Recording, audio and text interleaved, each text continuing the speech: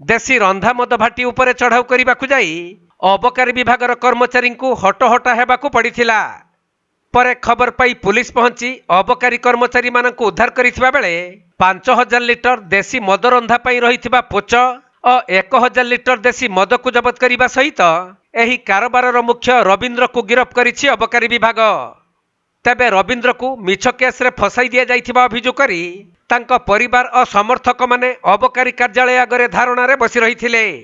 तेणु आठगड़ पुलिस घटनास्थल रे पहुंची लोकमानकु बुझासुझा करिथिबा जणा पड़िछि। सेपटे कटक जिला खुंटुणी थानार डालुआ संरक्षित अंचल रे देशी मद रंधा जाउथबार खबर पाई अबकारी विभागर कर्मचारी माने पहुंची एही चढ़ाऊ करिथिले।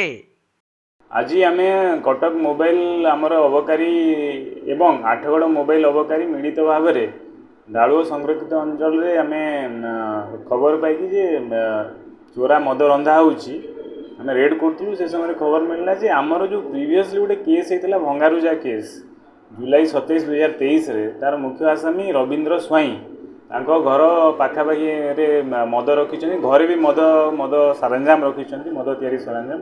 तेणु आम तुरंत जाइए घर रेड करी आसामी को गिरफ्त करूँ एवं ता सहित 5000 ऊर्ध्व पोच 1000 लिटर अधिक मद सब जबत करूँ। आम गिरफ्त करके आने को चेष्टा करूँ से आमको परिवार वर्ग लोक आक्रमण करते अश्राव्य भाषा गाड़ी करते आमको अब्स्ट्रक्शन करते। बारंबार घटना घटना पुलिस सहायता कहीं पुलिस को आम सब बेले तो पुलिस भी अन्य कम रोचे तो आम इंडिपेंडेंटली कम करूँ और तुरंत जमी आम एप्रिहेंड कलु जमी किसी गोटे हो लॉ एंड ऑर्डर आम डाकिलु थाना एसी को और तुरंत आसते स्पॉट को। आम तो प्रत्येक आपड़ जानते गला वीक्रे भी से चढ़ होता बहुत लोग फेरारी भी अच्छा मझे मझे से लोक मानक आम धरुचु निरंतर भाव आम प्रयास जारी रखीचु।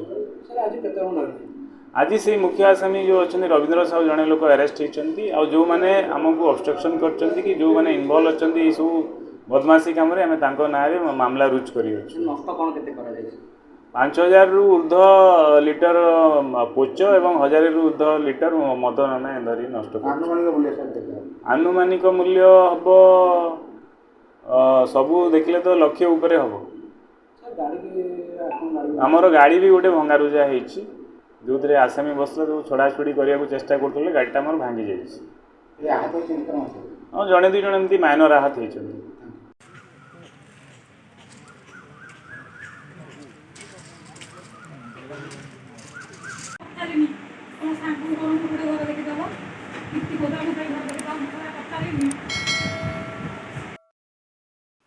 कटक जिला प्रतिनिधि राजेश कुमार साहू रिपोर्ट कोणार्क लाइव।